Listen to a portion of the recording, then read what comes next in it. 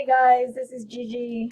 I am going over the red derivative cards, and this one is number 8, which involves the quotient rule.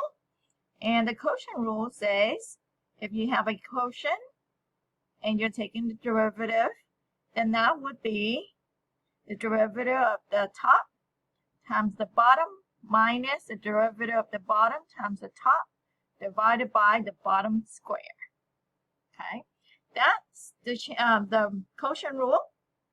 And then the other things that you need to know for this problem is that the derivative of tangent x dx is secant square of x, and the derivative of secant of x dx is secant x tangent x.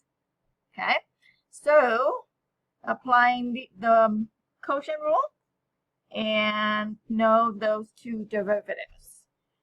So then the derivative of f of x is on the denominator. We know there will be 1 plus secant of x squared. Okay, so far that's what you have on the denominator. On the numerator, you will have the derivative of tangent of x, which is secant square of x, multiplied by the denominator, which would be 1 plus secant of x, minus the derivative of the denominator, which the derivative of 1 is 1. The derivative of secant of x is secant of x multiplied by tangent of x multiplied by the numerator, and the numerator is tangent of x. Okay, so what you will have here is the derivative of f of x is, the denominator is the same, 1 plus secant of x together, square on the numerator, distribute, you'll get secant square of x plus secant to the third power of x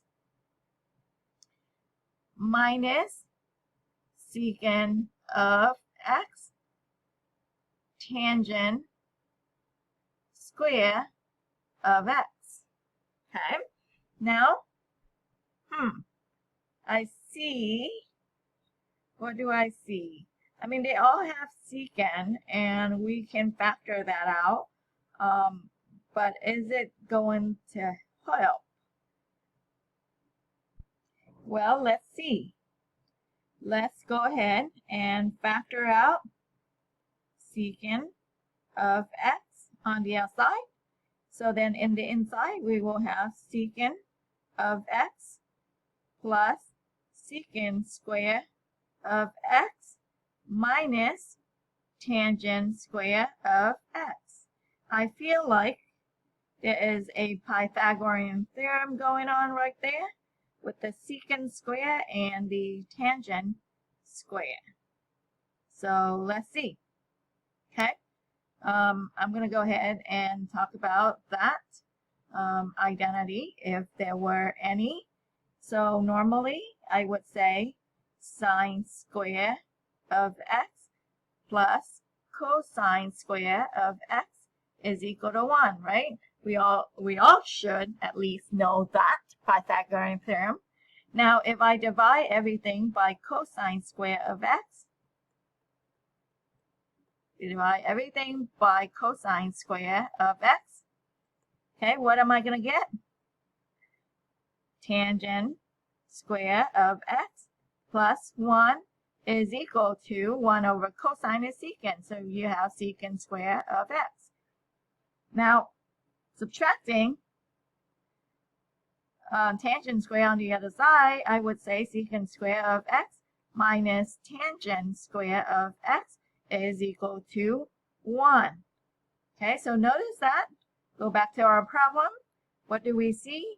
Secant square of x minus tangent square of x. That we have just proven that that is 1. So really what you have here is secant x plus 1, which will divide out with one of the secant x plus 1 on the denominator. So then f, the derivative would be the derivative of f will just be secant of x on the numerator, and then on the denominator 1 plus secant of x. That is because we can see that secant squared, secant x plus 1 divided by secant x plus 1, that's one of the factors on the denominator is gone, so that's what you have left. That's beautiful. You get to, apply the trig identities that you have learned in your previous class.